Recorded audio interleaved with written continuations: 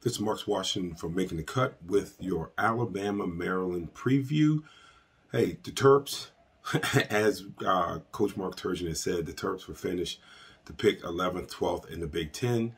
They have won an NCAA tournament game when they beat UConn 63-54. Obviously, it was a very, very impressive win on Maryland's part. They did a great job defensively on book night.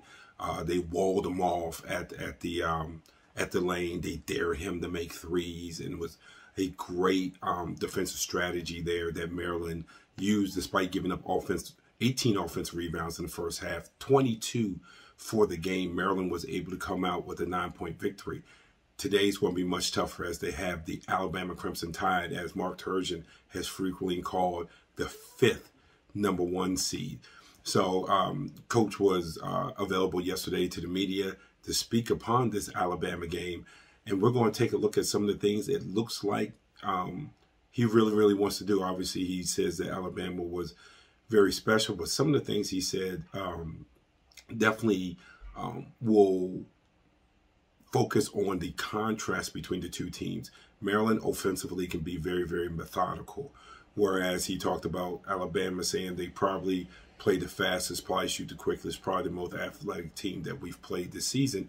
And he's right. I mean, when you're talking about guys like Petty and Herbert Jones and getting the transfer from Alabama, Javon Quinterly, they have some guys who can really, really get it. And one of the things he talked about is, they can get it off the bounce. They can get it at the three-point line. And that's what has made Alabama so tough this season.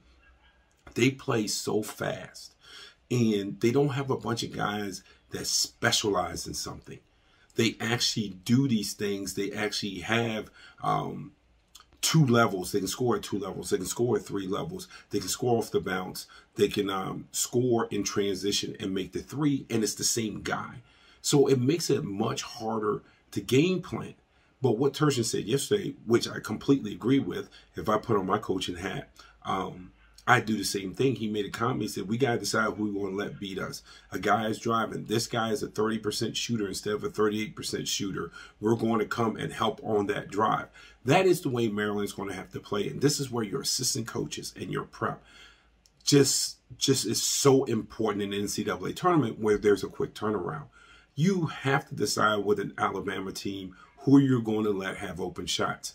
Alabama is going to have open shots. Those open shots there's going to be a group that, maybe it's a defensive breakdown or they get in transition, whatever the case may be.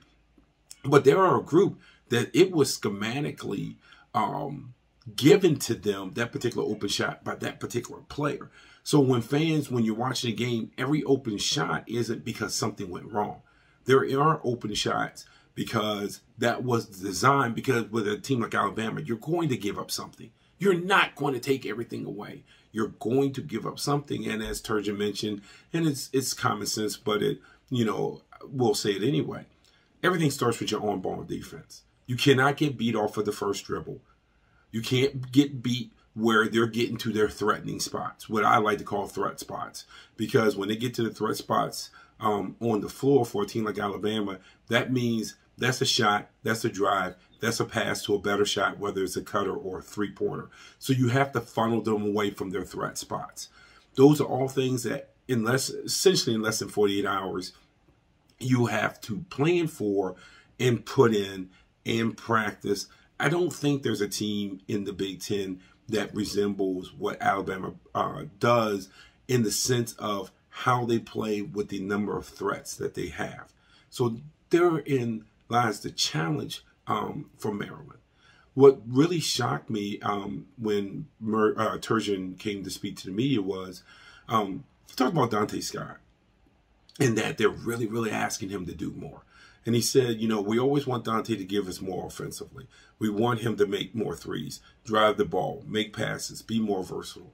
Whereas for me, I would think that today, especially in a game like today, it would have to be Aaron Wiggins that does those things.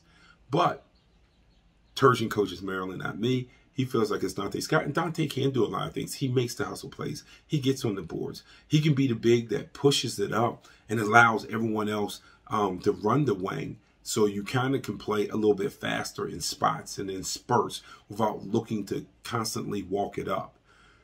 That is the key for today. Obviously, is Scott raising his game, but I still think it's Wiggins raising his game and Marcel not getting in foul trouble. Maryland also has to take care of the boards, because when you're playing in that frenetic pace, there's going to be a lot of offensive rebounding lanes. And it's peeling back, grabbing a guy, and getting that box out on. Preparing for long rebounds when there's threes in transition, so they don't get that 2, 3, 4 shot possession. Those are things of discipline. And let me tell you, as a coach, those are things that you can drill and drill and drill and drill. And I'm sure Turgeon does drill those. But when it comes down to it, your players have to have some 1-2 in the game. There has to be some 1-2 to go ahead and remember to go and box out, to get into help side, to know your disciplines on the game plan, and know I can help on this guy, but I can't help on this guy. And know that in real time. And know that against a team that plays probably the fastest of the teams left in the tournament. That is difficult. No matter how much you practice it, no matter how much you talk about it, that is hard. So Maryland's going to have to pull off a game of all games. I do think it starts defensively. It's not like they're going to hold Alabama to 45 points. That's not what it is. It's to make Alabama do things that they're not comfortable with. It is to have a reasonable pace. It is to get your own easy basket, so you can't walk it up every time. I know people say, oh, just slow it down. You have to have X amount of scoring possessions that are in transition or secondary transition. This is not the 1980s. You cannot play 90% of the game in half court. I don't care who you are. I don't care how great you are. You just can't. So Maryland needs to get some transition. They need to knock guys off their spots defensively, and they need to rebound. You can't have 3 and 4 offensive rebound possessions that you're giving up like you did against UConn, because Alabama will kill you. If Maryland can do that, the last 10 minutes, last 8 minutes, last 6 minutes of the game, they'll probably have a chance. You know, maybe they're down 7, maybe they're down 9, you know, something like that. They'll have a chance. I don't know if it's going to be enough of a chance to win. But I will say this. I do think they'll perform well today. I don't think this is going to be one of these 20-point blowouts, because I cover Maryland when we do our game day preview. Today, I will not be picking the Maryland game against the spread. I'll pick the other 7 games. But the Terps are on they're on the national stage, and they will, in a sense, be playing with house's money. I know people don't like to hear that because you want to win every game, but they'll be playing with house's money. They have exceeded, I think, what a lot of people thought they would do. Now, I was a little bit more bullish on Maryland before the season started. I thought they had a shot to be in the upper half of the Big Ten just because of the pieces that came back. Now, I didn't expect for them to do it in the way that they did it. I didn't think Dante Scott was going to be this good this season. I thought Aaron Wiggins would have this amazing jump. I thought Marcel would probably be better offensively. I thought Ayala would be a little bit more consistent than what he has been. And I honestly thought that when Jarius Hamilton transferred in, that he would play a bigger role. Now, he's played a bigger role of late, but that he would play a bigger role all season. But they still got to where I thought they'd have a chance to get to. So, again, Maryland, Alabama today, second round of the NCAA tournament.